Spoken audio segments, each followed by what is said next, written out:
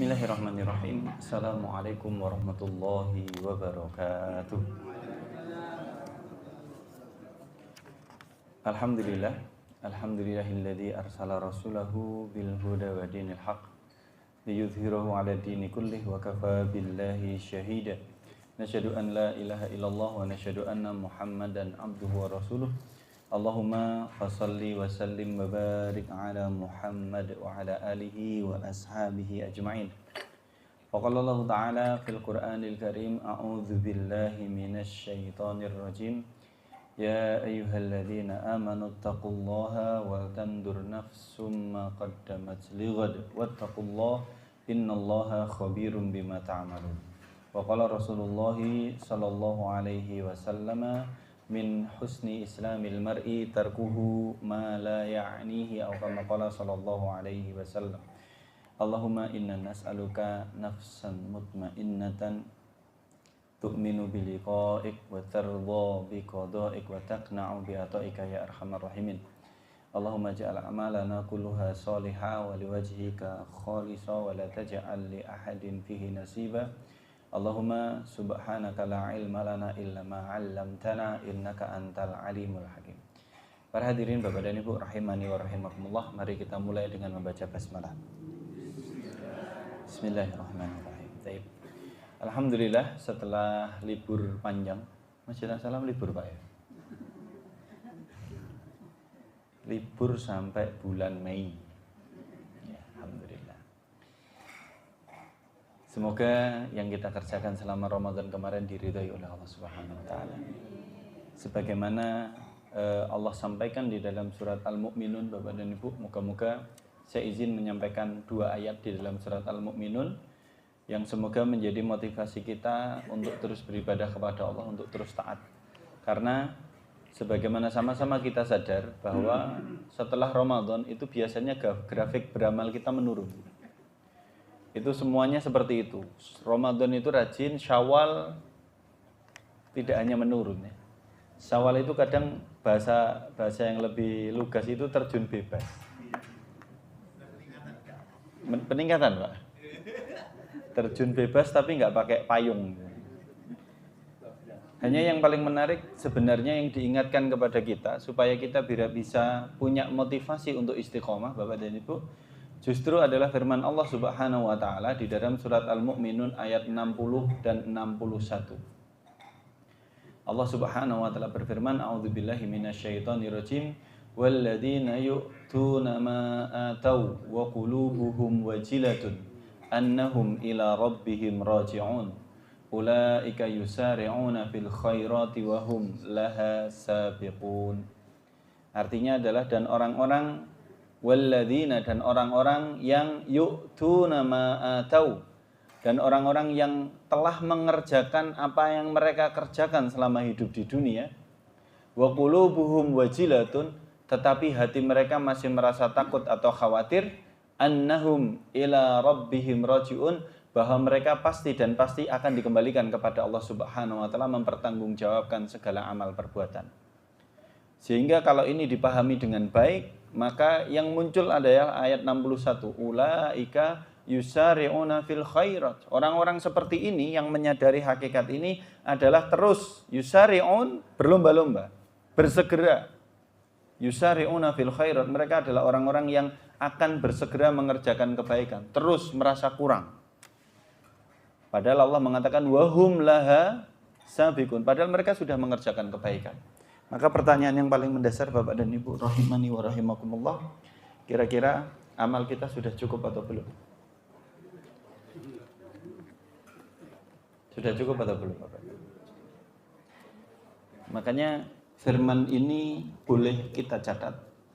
Surat Al-Mu'minun ayat 60 dan 61 boleh betul-betul kita catat untuk motivasi. Al-Imam Al-Hasan Al-Basri di dalam salah satu nasihatnya mengomentari, beliau tidak menafsirkan, tapi beliau mengomentari atau memberikan keterangan di dalam ayat ini. Beliau mengatakan walladzina yu'tuna ma atau, dan orang-orang yang telah mengerjakan apa yang mereka kerjakan, maksudnya adalah mereka ya'maluna ma ya'maluna fid dunya. Mereka sudah mengerjakan apa yang harus menjadi tugas penghambaan mereka di dunia. Pangapunten nika kula matur, kenapa bahasanya mereka mengerjakan amal soleh yang menjadi tugas penghambaannya di dunia?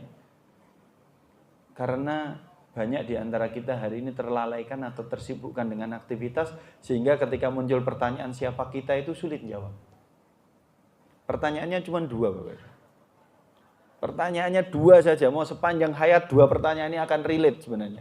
Satu, siapakah kita? Yang kedua, untuk apa kita diciptakan? Sudah selesai. Siapakah kita? Hamba. Untuk apa kita diciptakan? Inilah esensinya. Untuk mencari rezeki. Untuk mencari gelar. Untuk mencari... Enggak kan, tugas kita adalah ibadah kepada Allah. Maka tidak ada final. Tidak ada ujung sebenarnya. Mau Ramadan, mau tidak Ramadan, enggak ada masalah. Maka Al-Imam Al-Hasan Al-Basri, Bapak dan Ibu, mengatakan walladzina yu'tuna ma atau, dan orang-orang yang mengerjakan apa yang mereka kerjakan di dunia, Imam Hasan Al-Basri mengatakan ya'maluna ma ya'maluna fid dunya. Mereka jelas-jelas sudah mengerjakan, sudah beramal. Sudah loh ya. Kalau kita sudah berani bilang sudah. Satu, amal kita belum seberapa. Yang kedua, belum tentu diterima. Ya kalau belum seberapa dan belum tentu diterima. Yang nomor 3 kadang pertanyaannya lebih kita dasarkan. Sudah benar atau belum aja kita nggak tahu. Begitu. Makanya Imam Al-Hasan Al-Basri itu menarik menasihatinya. Mereka adalah orang-orang yang sudah mengerjakan perbuatan baik atau ibadah selama dia hidup. Sudah bahasanya. Wa qulubuhum wajilatun, tapi mereka menyisakan rasa khawatir di dalam hatinya. Mereka menyisakan rasa takut, jangan-jangan amalku itu belum cukup yunajihim min adzabillah. Jangan-jangan amal yang mereka kerjakan itu belum cukup untuk menyelamatkan mereka dari murkanya Allah. Belum cukup untuk menyelamatkan mereka dari hal-hal yang tidak baik di sisi Allah gitu. Sehingga kalau ini menjadi mental, maknanya apa? Dia tidak tertipu dengan amal solehnya. Ramadan alhamdulillah, Syawal yo ayo begitu. Puasa 6 hari di bulan Syawalnya di awal, di tengah atau di akhir? Alhamdulillah di akhir. Sama Pak, saya juga di akhir. Astagfirullahaladzim. Walladzina ya'maluna ma ya'maluna fid dunya. Mereka mengerjakan apa yang mereka kerjakan di dunia. Wahum yakhafuna an lam yunajihi min adzabillah, sambil mereka menyisakan rasa takut di dalam hati bahwa amal yang mereka kerjakan ini belum cukup untuk menyelamatkan dari siksanya Allah, dari murkanya Allah, dari ketidakridhoannya Allah. Karena kita diciptakan, kita tadi satu, siapa kita? Kita hamba. Yang kedua, untuk apa diciptakan? Untuk beribadah kepada Allah. Belum maksimal gitu maksudnya. Maka belum cukup, jangan-jangan. Sehingga annahum ila rabbihim raji'un. Mereka meyakini betul kelak dikembalikan kepada Allah, mempertanggungjawabkan segala amal. Ini menjadi motivasi. Maka yang muncul buahnya ayat 61 Bapak dan Ibu. Ulaika yusari'una fil khairat. Orang-orang yang memposisikan dirinya dengan ayat 60 itu, maka yang muncul 61 yusari'una fil khairat, mereka pasti dan pasti akan bersegera mengerjakan kebaikan, nggak akan putus. Maka hadirin Bapak dan Ibu, pangapunten kalau izin matur, Ramadan sudah berlalu, Syawal bahkan sudah selesai, sekarang sudah Dzulqa'dah. Selo ya, bahasa orang Jawa niku selo nggih to? Ramadan itu mboten, Ramadan bahasa Jawane poso. Terus Sawal. Selo besar. Kenapa selo?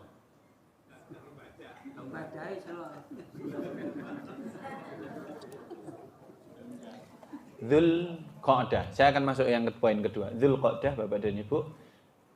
Kalau Ramadan kita sudah habis-habisan dan Syawal kita agak turun ritmenya, agak turun aktivitasnya, oke. Kenapa? Kita perlu waktu untuk menghirup nafas mungkin. Opornya masih diingat berhari-hari gitu ya. Itu nggak apa-apa gitu. Tapi kalau sudah masuk Dzulqa'dah, kita harus segera beranjak lagi, kita harus segera beramal saleh lagi. Karena Dzulqa'dah, Dzulhijjah, Muharram ini adalah Ashhurul Hurum. Ashhurul Hurum, jangan haram. Hurufnya sama, beda harokat, beda makna. Makanya saya sering menyampaikan di banyak majelis, jangan salah baca harokat, apalagi ganti huruf, nggak boleh. Ashhurul Hurum, ha, ro, mim. Itu kalau dikasih harokat dhammah, hurumun itu artinya istimewa, artinya spesial, artinya dimuliakan. Tapi kalau pakai harokat fathah, haramun, itu artinya terlarang. Jangan salah baca. Forbidden kalau haram itu. Maka inilah kenapa kita harus baca Quran itu betul-betul belajar tajwid, betul-betul makhorijul huruf, kemudian tartil, ya supaya nggak salah. Ashhurul hurum itu adalah bulan-bulan yang Allah muliakan, Allah spesialkan. Spesial. Ada 4. Yang 3, salasun sarodun wa wahidun fardun. 3 ini urut-urutan. Yang 1 nyempil, kata Imam Ibnu Rajab di dalam kitabnya Lataiful Ma'arif. Dzulqa'dah, Dzulhijjah, Muharram. Ini urut-urutan. Berkenaan dengan prosesi ibadah haji. Betul, memang berkenaan dengan prosesi ibadah haji. Maka kita doakan insyaallah moga-moga saudara kita yang hari ini tahun ini Allah panggil untuk melaksanakan haji, semoga selamat sehat dari awal sampai akhir nanti insyaallah. Solo Raya sepertinya antara 20 sampai 30 Mei sepertinya. Kloter kedua ya. Kloter kedua. 3 berurut-urutan. Kenapa ini 3? Ini kaitannya dengan ibadah haji memang. Dan haji itu memang perlu diistimewakan karena berat sekali. Tapi jangan pernah lupa, ada 1 yang nyempil. Salasun, sarodun, wa wahidun, fardun. 3 urut-urutan, Dzulqa'dah, Dzulhijjah, Muharram, 1 yang nyempil, yaitu Rajab. Kenapa ada nyempilnya? Kenapa Rajab itu dinyempilkan, dijauhkan, bersendirian? Karena kalau Rajab itu dijadikan Ashhurul Hurum, bulan yang dimuliakan, maknanya Rajab itu sedang kudu persiapan begitu. Persiapan untuk Ramadan. Betapa Allah itu indah menetapkan bulan-bulan ini. Maka kalau hari ini Bapak dan Ibu rahimani wa rahimakumullah, kula panjenengan sudah masuk di bulan Dzulqa'dah, maka berarti ini adalah Ashhurul Hurum. Apa istimewanya Ashhurul Hurum? Menurut Syekh Abdul Aziz At-Turaifi di dalam lamhah tafsirnya, beliau mengatakan Ashhurul Hurum itu konsekuensinya kebaikan dilipat gandakan pahalanya, sebagaimana dosa juga dilipat gandakan catatan dosanya. Makanya nggak boleh main-main. Sehingga Allah mengatakan di dalam surat At-Taubah tentang Ashhurul Hurum, Allah mengatakan fala tadzlimu fihinna anfusakum. Jangan kamu dolimi diri-diri kamu di bulan-bulan itu. Maknanya apa? Hati-hati dengan dosa. Dosa itu dilipat gandakan di Ashhurul Hurum, sebagaimana pahala juga akan dilipat gandakan. Milih yang dilipat gandakan dosanya atau pahalanya. Kan kantun milih nggih. Ning ampun double snack, nek snacknya mboten asal double. Bapak dan Ibu rahimani wa rahimakumullah, monggo kula mengajak kami pribadi dan panjenengan, alhamdulillah ini bulan Mei sudah Dzulqa'dah. Kajian sudah mulai, berarti ini cara kita untuk menyongsong kebaikan dan kebaikan. Mugi-mugi kula panjenengan binaringan istiqomah dening Allah Subhanahu wa taala. Surat Al-Mu'minun ayat 60-61, monggo nanti di rumah dibaca lagi, dikupas lagi boleh. Sekarang kita lanjutkan pembahasan kita. Terakhir kita membahas tentang mashul khuf, betul ya? Emot mboten? Wes lali niki atus.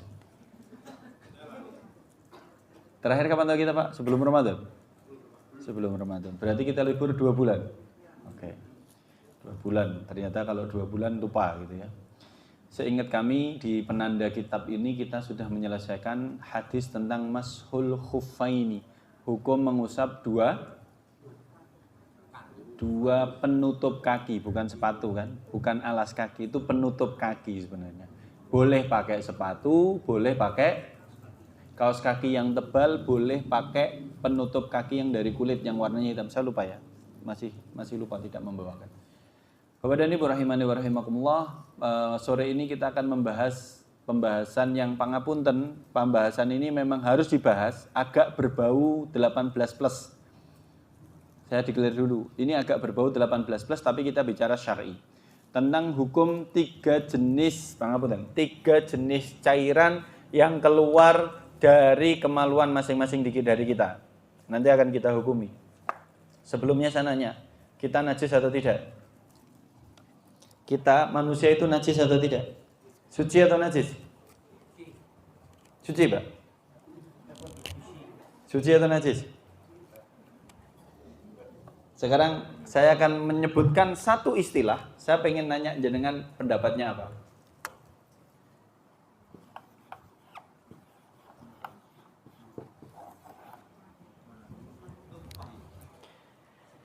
Maniun.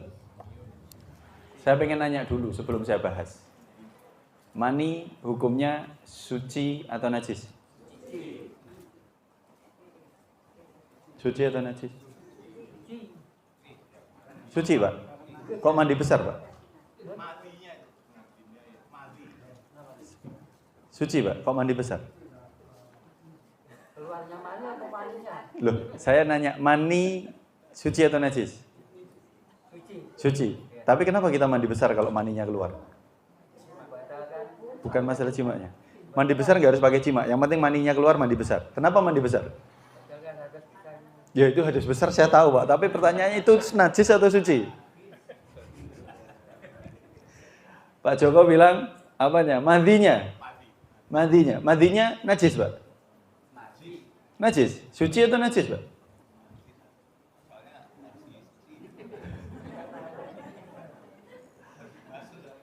Saya perlu menyampaikan ini supaya kita tidak terjebak gitu.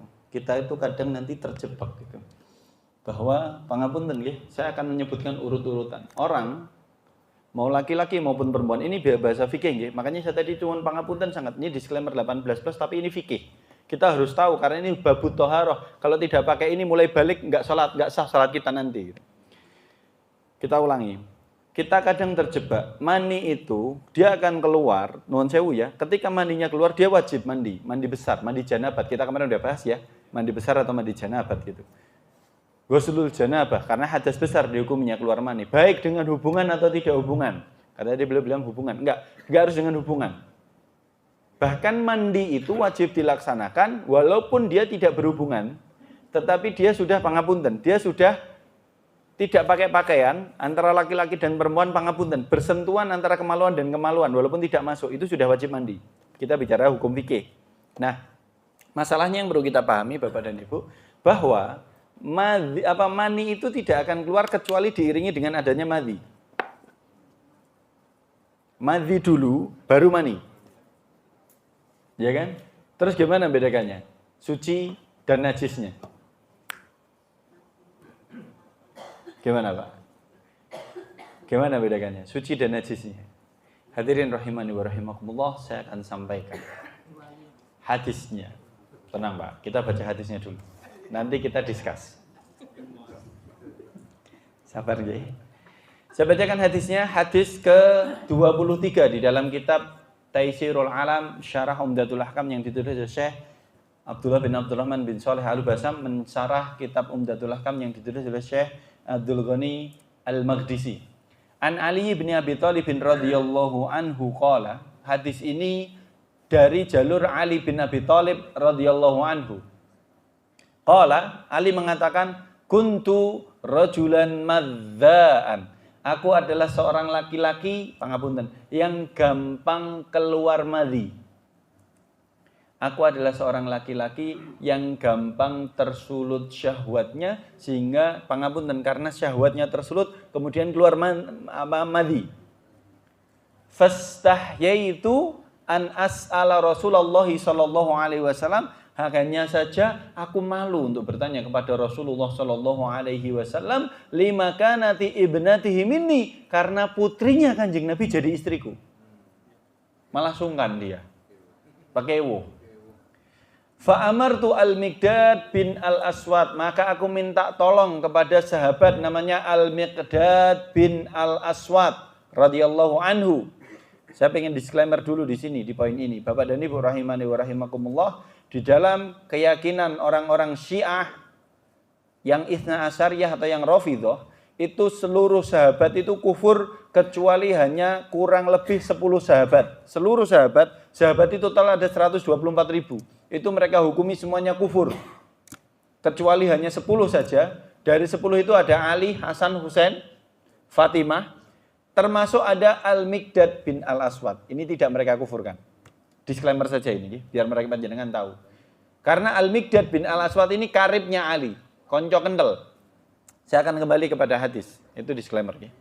Fa amartu Al-Miqdad bin Al-Aswad, maka aku minta tolong kepada Al-Miqdad bin Al-Aswad, fasa'alahu, untuk menanyakan perkara hukum madhi itu kepada Rasulullah Shallallahu Alaihi Wasallam. Kenapa? Karena Ali taunya Ali madhi itu najis, dan najis yang keluar sebelum keluarnya mani itu dihukumi sama dengan mani. Menurut pendapat Ali, kalau dia keluar madhi maka dia mandi.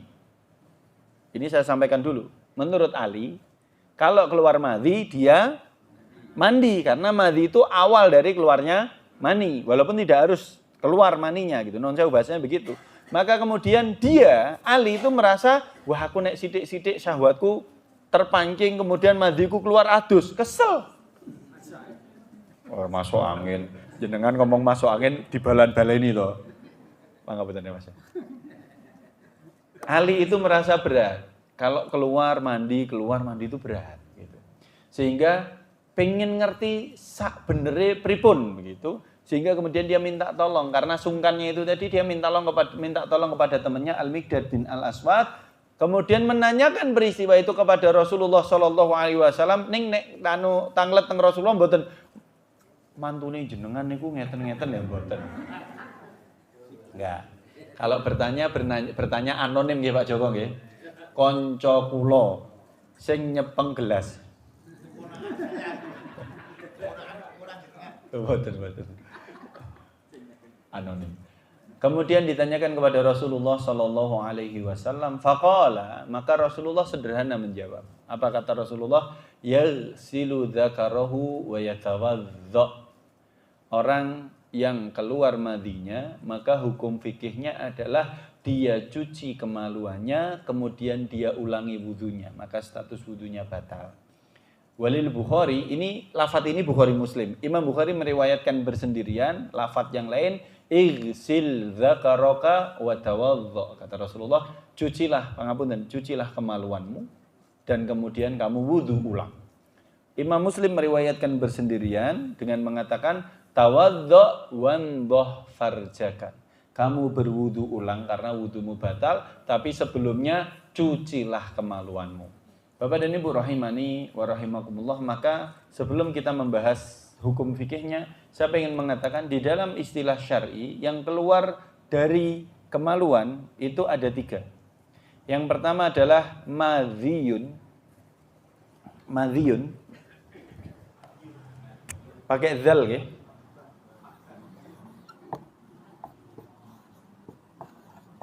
Yang kedua adalah maniyun.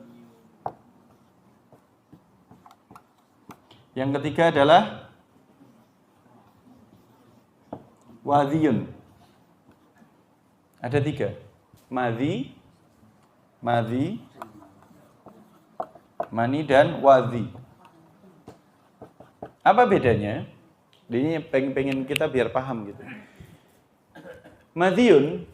Madhi itu adalah cairan yang keluar ketika syahwat sedang terpancing.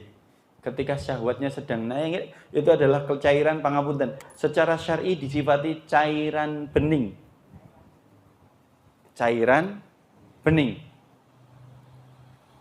Sifatnya secara pangapunten, secara cairannya hampir sama dengan madhi. Cairan bening yang agak lengket, tapi bening. Dan itu keluar ketika awal-awal syahwat naik, itu poin. Dan ini hukumnya najis dia.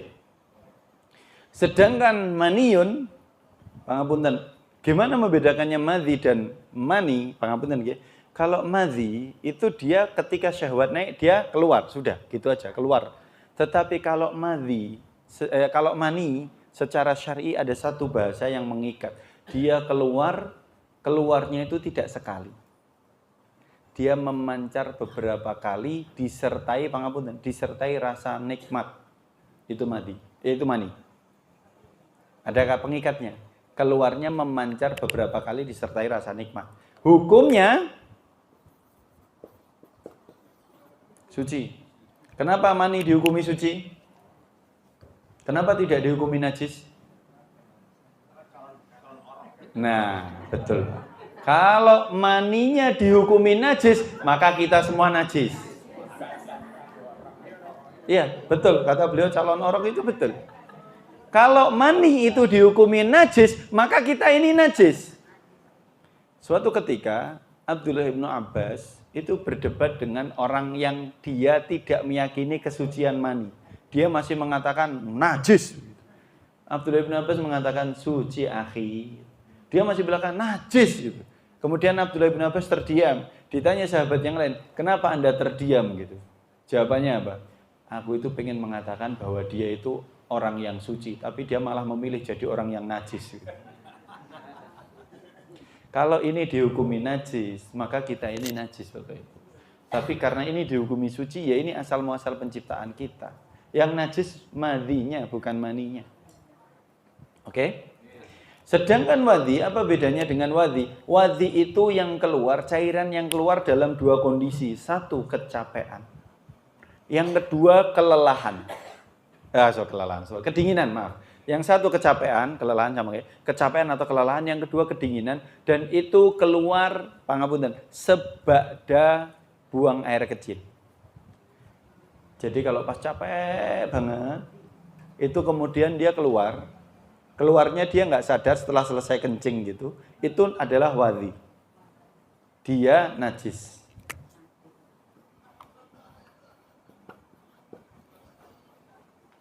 Dia najis. Sudah? Konsekuensi hukumnya, madhi dan wadhi itu sama. Madhiyun dan wadhiyun itu sama. Konsekuensinya dia najis dan harus disucikan, dia membatalkan wudu. Ini konsekuensi fikihnya. Sedangkan mani, dia suci Bapak Ibu. Dia suci. Tetapi keluarnya dia menyebabkan harus mandi janabah. Kalau ini cukup dibersihkan dan mengulangi wudunya saja, yang keduanya. Tetapi yang di tengah ini, yang maniun enggak. Kalau dia sudah keluar dengan sengaja atau tidak sengaja, dengan berhubungan badan atau tidak berhubungan badan, yang penting dia keluar, maka dia wajib mandi janabah. Tapi hukumnya suci. Kenapa dihukumi suci? Karena ada hadis yang lain, Rasulullah Shallallahu Alaihi Wasallam itu pernah pangapunten. Bahasanya menurut Ibunda Aisyah, Rasulullah itu pernah ngapa bahasanya? Ngerik. Membersihkan sisa mani yang menempel di kainnya beliau yang sudah kering itu dibersihkan saja, tidak dicuci dan dipakai sholat. Ada riwayat sahih seperti itu. Bapak dan Ibu rahimani wa rahimakumullah, kita kembali kepada hadis ini. Ali bin Abi Thalib itu adalah seorang laki-laki yang mudah terangsang syahwatnya. Dan dia merasa berat kalau tiba-tiba setiap keluar madhinya, kemudian dia harus mandi, itu berat. Dibangun atas agama ini Bapak Ibu, kita perlu catat dulu. Agama menika niku dibangun atas dasar memudahkan. Inna dina yusrun. Agama ini mudah. Sulit karena kita nggak tahu. Sulit itu karena kita nggak tahu. Kemarin kayaknya sudah masuk hadis tentang tayamum ya Pak ya? Tayamum nggih. Ammar bin Yasir belum tahu hukum tayamum, gulung-gulung dia di debu, betul kan? Gulung-gulung di tanah karena nggak tahu hukumnya. Padahal tayamum itu kan mudah, hanya cukup menempukkan tanah dengan kedua telapak tangan. Kalau jumhur itu hanya satu kali, menempukkan satu kali, ditiup sedikit, ben apa ben boten blonteng-blonteng. Diambil debu, soid, debu yang suci, sekali tepukan dengan kedua telapak tangan, ditiup sedikit, kemudian diusapkan kepada seluruh wajah dan telapak punggung tangan, bukan telapak tangan. Karena telapaknya sudah dipakai. Bukan sampai sini, Mas. Ditepukkan ke dalam, ke debu yang suci, setelah itu ditiup sedikit, kemudian diusapkan di wajah, dan punggung tangan sampai siku saja. Kanan, kiri mengusap kanan, kanan mengusap yang kiri. Sudah, sampai siku saja. Ini jumhur. Oh, pergelangan. Sudah. Siap salah. Saya tadi lihat blognya siku. Betul. Siap salah. Pergelangan tangan. Jadi sampai pergelangan. Bedanya antara jumhur dengan mazhab Syafi'i. Mazhab Syafi'i 2 kali tepukan. 2 kali tepukan. 1 kali untuk wajah, 1 kali untuk tangan. Adapun khilaf, perbedaan pendapat sampai pergelangan atau sampai siku, maka jumhur mengambil hanya sampai pergelangan. Bukan siku Pak, pergelangan. Kalau tayamum itu hanya sampai pergelangan saja, sudah cukup. 1 kali tayamum untuk 1 kali sholat fardu. 1 kali tayamum untuk 1 kali sholat fardu. Sudah atau belum sih Pak? Sudah kan? Kita ulangi ya. 1 kali tayamum untuk 1 kali sholat fardu. Tetapi untuk sholat sunnah boleh berkali-kali. Kalau fardu 1 kali. Tapi kalau sholat sunnah boleh berkali-kali. Tetapi mazhab ikhtiyati, mazhab yang berhati-hati, setiap sebelum sholat untuk tayamum dia ulangi tayamumnya. Ini berhati-hati. Kita kembali. Agama itu mudah. Kita melihat potret Ammar bin Yasir menika Bapak dan Ibu, sebelum dia tahu hukumnya, dia itu ngerti ini nek renek air boleh tayamum, ning carane piye orang ngerti maka gulung-gulung. Sebagaimana Ali bin Abi Thalib. Iya, gulung-gulung. Ammar bin Yasir itu mengatakan, "Fatamarraqtu fit turabi kama tamarrughud dzabah." Aku gulung-gulung di debu di tanah seperti onta yang drum. Ya karena nggak tahu ilmunya. Maka kemudian dia bertanya dan dikasih tahu Rasulullah. Rasulullah mengatakan, yakfika antakula biyadaika hakadha. Kamu cukup menepukkan tanah debu yang suci dengan kedua tanganmu itu. Sama halnya dengan peristiwa ini. Bapak dan Ibu rahimani wa rahimakumullah. Mari kita melihat secara konsep yang paling sempurna di dalam Islam. Islam itu adil dan Islam itu mudah. Contohnya dalam konteks ini, Ali bin Abi Thalib menyangka bahwa keluar madi itu menyebabkan dia harus mandi. Nek sering-sering mandi berat. Ampun bilang masuk angin ya Pak. Mboten masuk angin niku nggih ya pas rezekine masuk angin, mboten mandine. Adem nggih seger mboten mawon. Maka dia bertanya supaya dia tahu kedudukan ilmu dan hukumnya. Sehingga Rasulullah Shallallahu Alaihi Wasallam, mari kita melihat di dalam hadis ini, Rasulullah mengatakan, yaghsilu dzakarahu wa yatawaddo. Dia cukup mencuci kemaluannya yang keluar najisnya itu dan dia mengulangi wudhu. Baik. Di dalam syarahnya, Syekh Abdullah bin Abdurrahman bin Saleh Al-Ubasa mengatakan, perbedaan di kalangan para ulama justru pangapunten. Perbedaan di kalangan para ulama justru apakah pangapunten nggih mencuci sebagian kemaluan atau seluruh kemaluan? Apakah cukup mencuci sebagian kemaluan? Pangapunten nggih kalau saya maturnya harus vulgar kayak begini. Ujungnya saja atau seluruhnya? Kan begitu. Begitu nggih. Ini fikih niki. Ternyata pendapat yang dikuatkan adalah harus dicuci keseluruhan supaya hikmahnya terlampaui.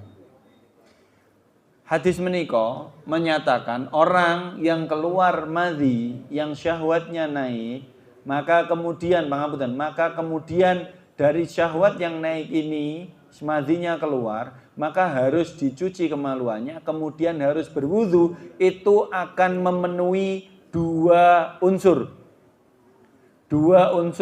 kesucian. Yang pertama, suci secara badan untuk ibadah, memenuhi unsur syar'i dan unsur kesehatan.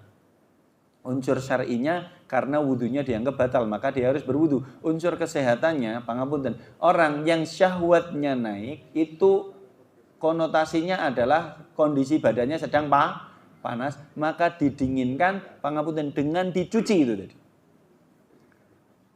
Dicuci itu untuk mendinginkan syahwatnya. Setelah itu dia berwudu karena status wudunya batal. Syar'inya wudunya batal, secara medisnya atau secara kesehatan ya karena itu dalam kondisi badannya sedang panas. Haijan itu sedang bergejolak bahasanya begitu. Maka kedua-duanya itu terpenuhi dengan hadis ini, dicuci kemudian berwudu. Dicucinya seberapa? Seluruhnya. Maka Bapak dan Ibu rahimani wa rahimakumullah, kenapa dia tidak perlu mandi? Dia cukup mencuci kemaluannya saja karena berbeda dengan mani. Berbeda dengan mani yang keluar ketika syahwatnya naik itu hanya sedikit sekali. Maka karena sedikit, para ulama mengatakan bijana bati sugro. Istilahnya mandi itu seperti junub tapi junub kecil. Junub besar mandi junub, kalau junub kecil cukup wudu saja. Hanya saja yang perlu yang perlu kita betul-betul perhatikan dan waspada adalah kain atau celana dalam atau pakaian yang terkena najis betul-betul harus disucikan. Kalau mau diganti, diganti. Kalau tidak diganti harus dicuci dan dibersihkan. Makanya saya sering matur di majelis ini, kalau kita melihat praktek bersuci atau praktek qabla sholat, praktek sebelum sholat yang sangat hati-hati, itu adalah saudara-saudara kita di Pantura. Saudara-saudara kita di Pantura, para laki-laki yang di sana yang pekerja-pekerja, namun jangan pekerja-pekerja kasar ya, yang di luaran bekerja itu, yang keringetan itu, mereka kalau mau sholat itu selalu bawa sarung. Kalau mau sholat itu semua pakaiannya di dalemannya dan celananya dilepas. Kenapa? Berhati-hati. Satu, jangan-jangan ada kecipratan air kencing. Yang kedua, kalau ini tadi, kalau nggak sadar syahwatnya keluar, kemudian pangapunten itu madinya keluar, nempel di kain, itu najis, Pak. Kalau dipakai nggak sah. Berarti dia sholat dengan menggunakan pakaian najis, nggak sah sholatnya. Maka istilah dicucinya kemaluan pangapunten itu menandakan bahwa najisnya harus dibersihkan. Najisnya harus dibersihkan. Setelah najisnya dibersihkan, selesai ya. Maka ketika dia mau sholat, maka dia mengulangi wudhunya, nggak harus mandi. Karena konteksnya najis, sebagaimana air kencing. Sebagaimana air kencing. Karena dia tidak dihukumi secara spesifik sebagaimana harus mandi janabat. Mandi janabat itulah ahkam. Mandi janabat itu ada hukum tersendiri. Junub atau mandi janabat atau mandi besar dalam istilah kita, itu adalah ketika satu, keluar air mani. Yang kedua, ada 4. Satu, keluar air mani, baik laki-laki maupun perempuan, baik dengan sebab sengaja maupun tidak sengaja. Bahasanya begitu nggih? Sengaja berhubungan badan, tidak sengaja mungkin mimpi. Ya, kering dia, Mas. Beliau basah katanya. Sengaja. Tidak sengaja nggih? Yang sengaja hubungan badan, yang tidak sengaja itu. Yang pertama keluar mani. Yang kedua, selesai dari selesai menstruasi. Selesai menstruasi, siklus haid selesai. Yang ketiga, selesai nifas. Nifas. Ibu-ibu pangapunten, menika nifas menika berlaku untuk semua jenis kelahiran, mau lahiran normal maupun sesar semuanya nifas. Iya. Kadang ada yang mengatakan sesar orang nganggo nifas, semuanya ada nifasnya. Nifas itu proses postpartum ya kalau nggak salah. Proses bagaimana mekanisme tubuh dia akan mengembalikan fungsi normal setelah kelahiran, baik itu normal ataupun dengan sesar itu. Kemudian yang keempat, guslul janabah itu adalah orang yang baru masuk Islam. Orang yang baru masuk Islam, dia pertama kali harus mandi janabah. Pertanyaannya, orang yang syahadat itu boleh nggak syahadat di masjid?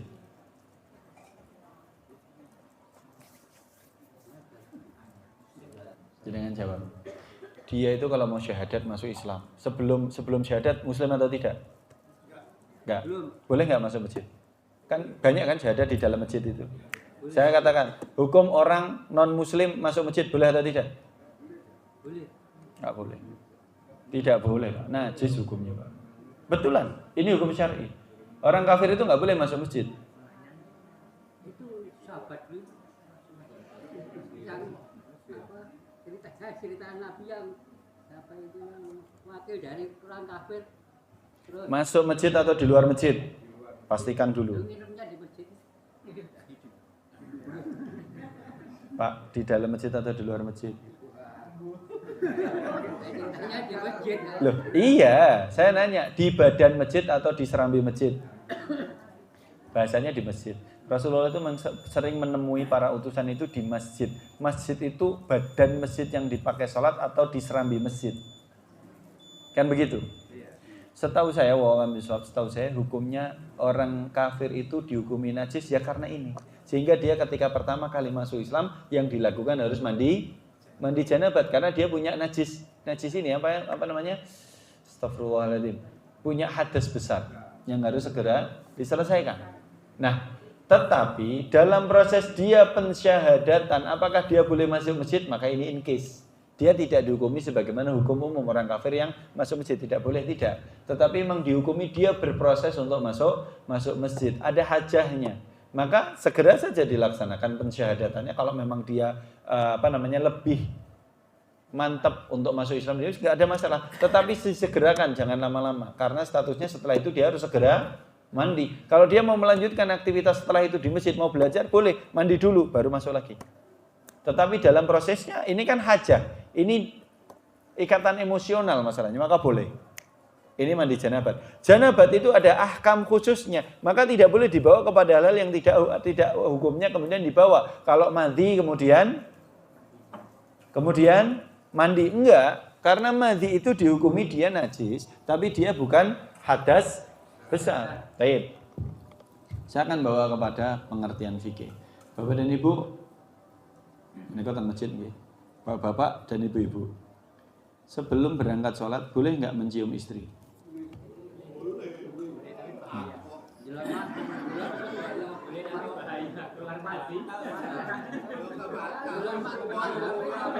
Oh kan, jadi rame loh. Pak, jenengan mancing istri tetangga loh. Sebenarnya pertanyaan saya, bolehkah mencium istri sebelum berangkat ke masjid? Itu saya akan melihat jawaban panjenengan sesuai dengan pendapat fikih panjenengan. Kalau panjenengan pakai pendapat fikih di dalam mazhab Syafi'i, nggak mungkin panjenengan nyium, nyentuh saja batal. Ya nggak? Iya atau tidak? Kalau mazhab Syafi'i itu nyentuh saja batal apa meneh? Nyium. Tetapi sebenarnya kalau saya izin menyampaikan, di dalam mazhab jumhur itu menyentuh istri, mencium bahkan itu tidak membatalkan wudu. Ini pakai pendapat jumhur. Kita mendudukkan nggih. Dalam mazhab Syafi'i ya hukumnya dihukumi membatalkan wudu. Iya. Makanya dalam mazhab Syafi'i tidak boleh. Kenapa? Hukum aslinya itu suaminya itu aslinya adalah laki-laki yang bukan mahram dia, terikat dengan ikatan pernikahannya begitu. Tetapi jumhur mengambil pendapat yang berbeda. Misalkan sebelum saya bicara jumhur, Imam Syafi'i sendiri mengatakan yang membatalkan wudu itu tidak menyentuh secara sentuhan kulit dengan kulit, skin to skin, tidak. Ayat di dalam Al-Quran, aula mastumun nisa, atau ketika kamu menyentuh wanita, itu bukan alamsu bidzahir, bukan menyentuh kulit dengan kulit secara zahir, tidak. Tetapi alamsu di situ menurut Al-Imam Asy-Syafi'i adalah bahasa kiasnya Allah karena Allah malu membahasakan hubungan badan. Saya nanya, apa ada hubungan badan tidak tanpa sentuhan kulit dengan kulit? Ya kan mungkin kan begitu. Allah membahasakan dengan bahasa kias. Inilah indahnya Allah mengkiaskan hubungan badan dengan kata-kata aula mastumunisa, atau ketika kalian menyentuh para wanita, itu maknanya menurut Imam Syafi'i adalah berhubungan badan. Jadi yang membatalkan wudu hubungan badannya, bukan sentuhannya. Hatta dia adalah wanita ajnabi sekalipun, menurut jumhur tidak membatalkan wudu. Bapak dan Ibu, familiar nggak dengan istilah ajnabi? Pernah dengar kata istilah ajnabi? Ajnabi ini biasanya dipakai oleh para guru-guru kita, kiai kita dari NU, membahasakan ajnabi. Ajnabi itu wanita yang bukan mahram. Itu ajnabi. Ajnabi itu asing sebenarnya. Ya, ajnabi itu yang wanita yang bukan mahram, yang wanita asing, itu namanya ajnabi. Maka hukum menyentuh wanita secara pendapat jumhur tidak membatalkan wudu. Saya ulangi dulu ya, saya detilkan. Hukum menyentuh wanita menurut pendapat jumhur tidak membatalkan wudu, baik itu mahram maupun ajnabi. Tidak membatalkan wudu. Bedanya kalau mahram kita sentuh kita tidak dosa, ning nek ajnabi dia enggak membatalkan wudu, ning dosa.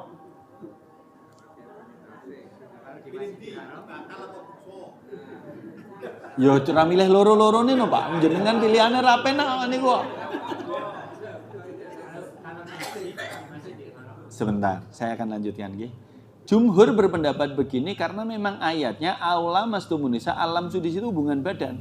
Maka sentuhannya tidak masalah, hanya para ulama memberikan rambu-rambu, tetapi sentuhan ini pertanyaannya ngapain kudu sentuh-sentuhan? Begitu loh. Kalau menyentuh wanita ajnabi memang dia tidak membatalkan wudhu, tetapi dia berdosa sehingga itu dihindari. Tapi menyentuh wanita yang mahram misalkan, dia harus nuntun ibunya atau dia harus gandeng adik atau mbaknya, itu nggak ada masalah. Karena hajah, maka pertanyaannya nyentuh gue ngopo itu tadi loh. Tetapi permasalahan yang tadi saya tanyakan di awal, pancingannya adalah hukum mencium istri, itu harus ditafsir Bapak dan Ibu, tidak boleh langsung boleh. Malah boleh tok semangat nih. Kita ini mawon nih, boleh-boleh nih kita nih. Pertanyaan bolehkah mencium itu harus ditafsir. Tafsir itu diperinci, menciumnya di mana dan bagaimana. Beneran. Para ulama sampai sedetil itu memberikan pembahasan. Sedangkan setahu saya di dalam mazhab jumhur juga boleh, seorang suami boleh mencium istri sebelum salatnya, tidak membatalkan wudunya, tetapi dengan catatan tidak mencium di area yang membangkitkan syahwat. Seorang suami yang mencium kening istrinya sebagai, misalkan mau keluar rumah, dia kebiasaannya mencium kening istri untuk kasih sayang, untuk pamitan, itu nggak ada masalah. Tetapi ke area-area yang membangkitkan syahwat itu memang tanda kutip, dilarangnya bukan dilarang karena haram, tapi dilarangnya karena kehati-hatian. Sebagaimana riwayat Umar bin Khattab radhiyallahu anhu menikahi istri keempatnya. Umar itu istrinya 4. Istri keempatnya namanya Atikah. Dia ketika menikahi Atikah, itu ketika mau sholat, suatu ketika Umar itu mencium Atikah. Tidak disebutkan spesifik ciumnya di mana, tetapi dia mencium Atikah, kemudian dia berangkat mengimami, wallahu a'lam bishawab, riwayat yang saya baca adalah mengimami sholat subuh, sehingga ketika dia sudah memulai sholatnya, mengimami sholat subuh, maka syahwatnya naik, mandinya keluar. Iya. Sehingga Umar di dalam riwayat ini mengatakan, aku malu kepada Allah atau aku malu kepada jamaah. Iya, dia ragu-ragu di awal. Memang disebutkan begitu. Sehingga kemudian Umar memantapkan hati, aku lebih malu kepada Allah bahwa memang salatku adalah batal. Sehingga dia batalkan salatnya. Ini yang menjadi poin.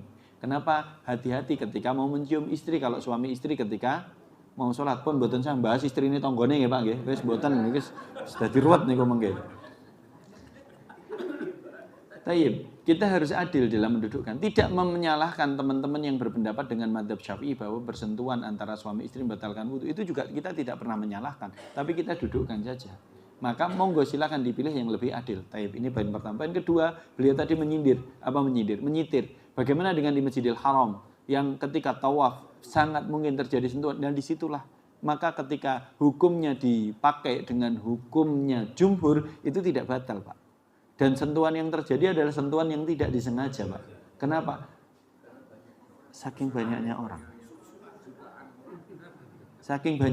Kami kemarin alhamdulillah dapat rezeki mengawal jamaah umrah itu Bapak Ibu. Ketika mau pulang, tawaf wada kami itu kami lakukan di hari Jumat sebelum subuh. Kami tawaf wada kami mulai jam 3 pagi. Itu sudah tidak perlu melangkah, sudah jalan. Bludak Pak. Iya. Kesurung. Betul-betul kesurung karena penuh sekali. Dalam konteks kondisi seperti itu tidak mungkin bisa kudur menghindar, sulit sekali. Maka yang dipakai memang hukum darurat Pak. Kedaruratan itu, Bapak dan Ibu, kedaruratan itu membolehkan hal-hal yang dilarang. Iya.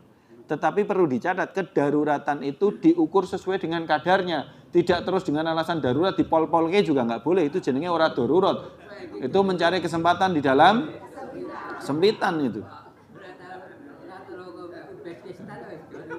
Ya Allah, jenengan milih. Nek arep nyentuh milih sing ayu. Mboten Pak, mboten. Tidak. Kita kembali nggih.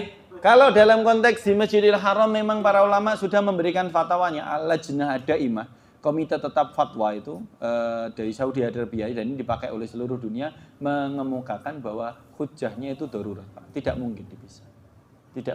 Terutama ketika posisinya sudah kemudian azan, itu langsung bikin soft dan itu sulit sekali Pak.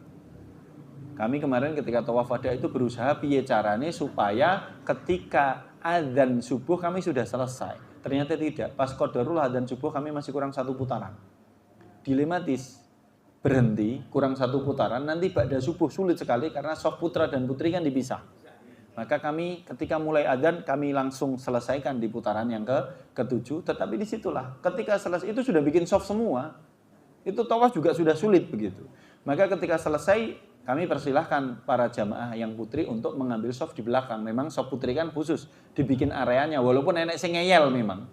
Yang wis entuk gondang neng kono, itu kan nggak boleh juga sebenarnya. Shaf putri itu di belakang, shaf putra di depan. Kedaruratan boleh, membolehkan hal-hal yang dilarang, tetapi kedaruratan diukur sesuai dengan kadarnya. Sama dipahami nggih?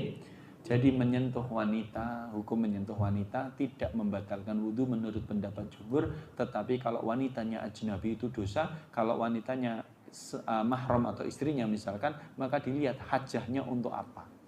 Kalau memang dalam konteks yang lebih spesifik, mencium istri sebelum berangkat sholat dalam kondisi berwudu tidak membatalkan wudu, tetapi mencium di area yang tidak mengundang datangnya syahwat. Kenapa? Mengundang datangnya syahwat dikhawatirkan madhinya muncul dan itu najis dan itu wudunya batal, repotan.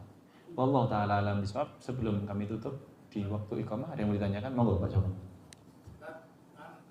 Kita selama ini meyakini bahwa kita mengadop mazhab Syafi'i. Siap. Tapi di waktu-waktu tertentu kok ini berat sekali mazhab ini ikut mazhab yang lain yang lebih ringan. Boleh nggak? Ya, kalau matur beliau pakai bahasa yang menarik. Bismillahirrahmanirrahim. Jawabannya adalah karena kita ini awam, Pak. Karena kita ini dihukumi kita ini awam, maka kita bermadhab. Kita ini awam, maka kita bermadhab. Supaya apa? Supaya kita tidak perlu menerjemahkan sendiri. Sehingga kita mengikuti salah satu madhab. Itu poin pertama tentang madhab. Yang kedua, kemudian kalau itu dirasa susah, gimana? Kalau sesuatu yang memberatkan, ada kaidah di dalam usul fikih, Pak. Idza dhaqa ittasa'a wa idza ittasa'a dhaqa. Sesuatu yang sempit itu akan memunculkan sesuatu yang lapang. Sesuatu yang terlalu longgar pasti akan disempitkan. Ini kaidah syar'i. Enggak mungkin lapang itu dicul-culke sak lo ombo-ombone, enggak, tetap ada tata aturannya. Tetapi sesuatu yang memberatkan, sesuatu yang sempit itu akan memunculkan sesuatu yang lapang. Maka disinilah konsepnya. Bahasa saya tidak kemudian berpindah mazhab, tidak. Tetapi mazhab fikih ini memang tidak mengikat wajib harus, tidak. Tetapi kita ikuti sebagai acuan bahwa karena kita ini awam, kita tidak bisa mengolah ayat dan hadis sendirian. Maka kita ikut pendapat yang sudah dirumuskan oleh para ulama. Dan itu insya Allah untuk memudahkan kita. Tapi dalam konteks-konteks tertentu sulit, ya sudah boleh. Karena memang darurat. Tapi setelah itu kembali lagi, itu poin pertama. Poin kedua, panjenengan boleh. Kalau beliau bahasanya intiqalul mazhab itu case saja. Pindah, saya mazhab Syafi'i pindah ke mazhab Hanafi, itu enggak ada masalah, di-clear ya. Tetapi dalam konteks awam tidak begitu. Dalam konteks awam, kita bermadzhab dengan satu mazhab supaya tidak bingung. Kalau panjenengan mau naik tingkat, boleh. Tapi catatannya tahu ilmu alatnya semuanya.